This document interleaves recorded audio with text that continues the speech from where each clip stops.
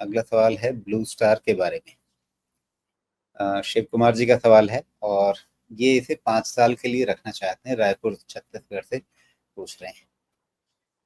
और साथ में इन्होंने आगे भी कमेंट लिखा है कि ये इनके पोर्टफोलियो के सारे जो लगभग शेयर हैं वो बस यहाँ पे जो चर्चाएं होती हैं, विश्लेषण होता है, उसको सुन करके इन्होंने अपना पोर्टफोलियो बना रखा है। तो शिव कुमार जी, आप सुनते हैं नियमित रूप से, अच्छी बात है, और उसमें से अपने लिए चुनते हैं, वो भी अच्छी बात है।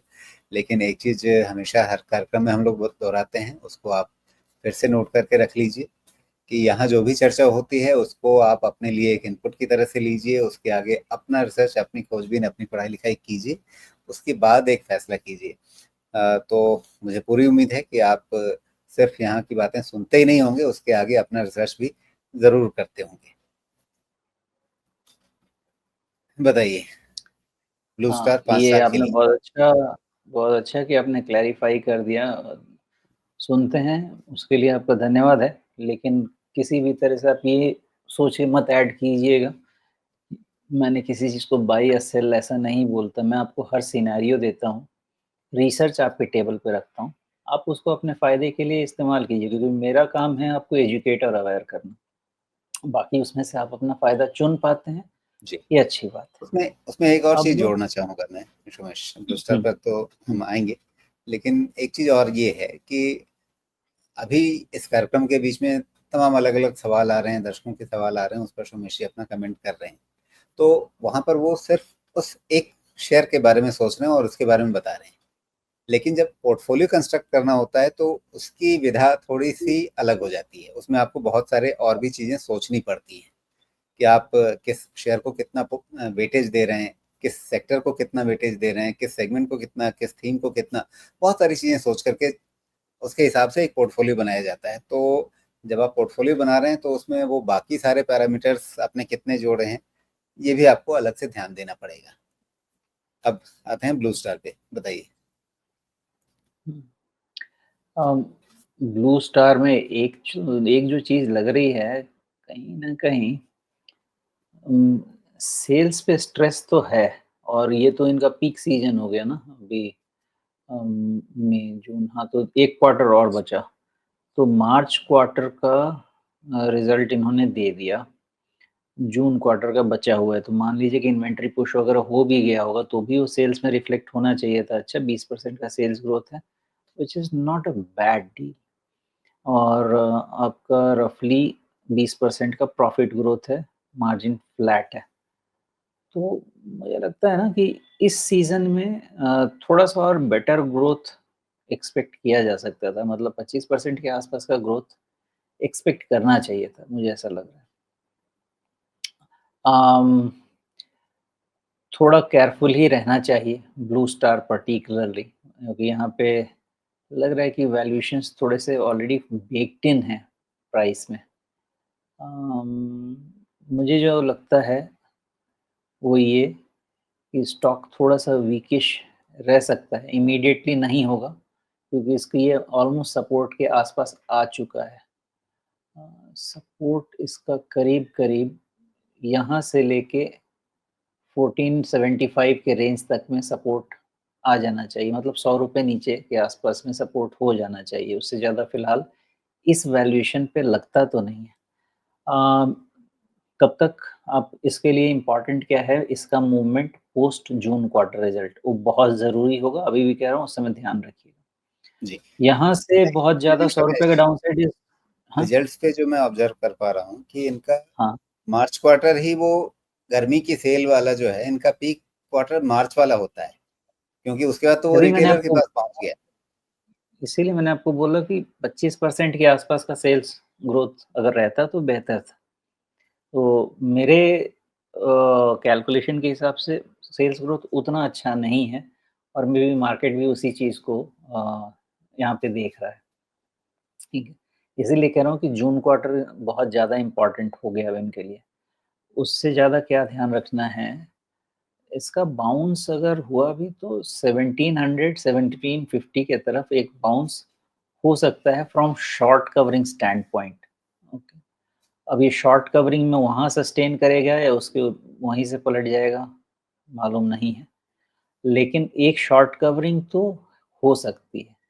बट ओवरऑल ब्लू स्टार का जून क्वार्टर रिजल्ट के पहले लंबे समय का व्यू लेना थोड़ा ठीक नहीं है। मुझे वैसा लग रहा है कि दिक्कत हो सकती है, लेकिन जी। वैल्यूएशन बता नहीं रहे हैं कि यहाँ से ₹100 के नीचे डाउनसाइड होगा, इसलिए जून क्वार्टर के रिजल्ट में कितना ईपीएस ऐड कर पाते हैं, क्या प्रोजेक्शंस मिल पाते हैं, वो देखेंगे उस समय फिलहाल। जी। अच्छा, इसी शेयर पे विकास डांगी जी भी हैं, उन्होंने भी नई खरीदारी की है 15.50 के आसपास, मतलब ताज़ा-ताज़ा पिछले इसी हफ्ते के दौरान शायद कभी लिया होगा, भाव से लग रहा है। तो इसमें इन्होंने लंबी अवधि का नज़रिया इन्होंने भी रखा है, जो पहले हम देख रहे थे, जो रायपुर से दर्शक थे, उन्होंने भी अपना वही 5 साल का नज़रिया बताया था। जी, हाँ, शिव कुमार जी ने। तो मतलब एक तो चीज़ हो गई कि ठीक है, हम अगली तिमाही का रिजल्ट देखें, लेकिन अगर हमारे पोर्टफोलियो में पहले से है, जैसे शिव कुमार जी ने खरीद रखा है या नहीं खरीद रखा है, वो क्लियर नहीं है। तो अगर उनके पोर्टफोलियो में पहले से है, तो क्या फिर आराम से बने रहें 5 साल में, सब उतार चढ़ाव बराबर करके आगे फ़ायदा दे कर के निकल जाएगा? या अभी जैसे डांगी जी ने अभी ताज़ा-ताज़ा खरीदा है और आप कह रहे हैं कि डाउनसाइड बहुत नहीं है, तो क्या इनके लिए कोई पर्टिकुलर रिस्क मार्क बनता है कि कहाँ पे रिस्क मैनेज करने के नज़रिए से ध्यान रखें, अगर बाज़ार नेगेटिव हो रहा है किसी वजह से? नहीं, जिस तरह से मैं इस सेगमेंट को देखना चाहूँगा राजीव जी, मुझे नहीं लगता कि मैं ये सीज़न में ये स्टॉक खरीदना चाहिए या खरीद के 5 साल का व्यू भी लेना चाहिए। ये कंपनी चाहे कूलर कंपनी जब आपका डिस्ट्रेस्ड वैल्यूएशन हो, पिटे हुए पड़े हुए हों, सीज़न खत्म हो जाए, तभी एक्यूमुलेट करना चाहिए। पीक सीज़न में खरीदने की चीज़ें ये नहीं होती हैं और जो इसका प्राइस बिहेवियर है, ये बार-बार सोचने पे मजबूर कर रहा है कि यहाँ पे कौन-सी चीज़ आने वाली है जिसके कारण इवन 20-25% का सेल्स ग्रोथ आपको प्राइस सस्टेन नहीं करा पा रहा है। 55 टाइम्स का वैल्यूएशन इटसेल्फ इज़ एक्सपेंसिव, कोई डाउट नहीं है मुझे इसमें। लेकिन मान लेते हैं कभी-कभी ऐसा होता है कि अगर 25% पे प्रॉफिट ग्रो कर रहा है, तो 50 टाइम्स उसका वैल्यूएशन मिलता भी है। लेकिन इस केस में मार्केट कुछ और रीड कर रहा है। तो मुझे थोड़ा-सा इस सेगमेंट में ही डाउट लग रहा है क्योंकि एक तो हो गया ब्लू स्टार और साथ में अगर देखा जाए जॉनसन्स कंट्रोल को समझने के लिए, तो कहीं न कहीं कुछ ना कुछ तो ये सेगमेंट में ऐसा है कि स्टैग्नेशन जैसा कुछ तो दिख रहा है। साथ में अगर वीडियोकॉन देखें, वीडियोकॉन सॉरी जी। वीडियोकॉन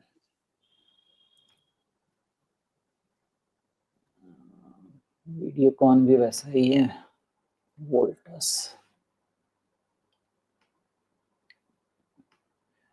वोल्टास का भी सिचुएशन कुछ खास नहीं,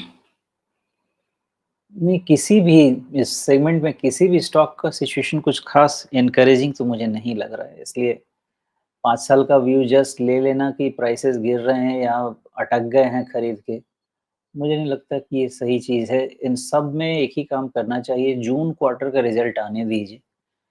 प्राइस बता देगा उस समय कि क्या करना चाहिए। जी। लेकिन अगर 15-50 पे खरीदा हुआ है, तो इनके लिए कोई रिस्क मैनेज करने का लेवल निकलता है? ठीक है, वो तो 5 साल की बात कर रहे हैं तो उसमें क्या बात किया जाए उसमें। मेरा ये सेगमेंट में मुझे जून क्वार्टर का रिज़ल्ट चाहिए ही, इससे पहले कि मैं इसमें कोई व्यू ले पाऊँ।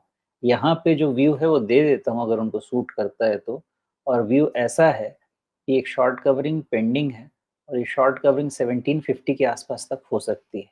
उसके बाद इसको रीअसेस करना होगा।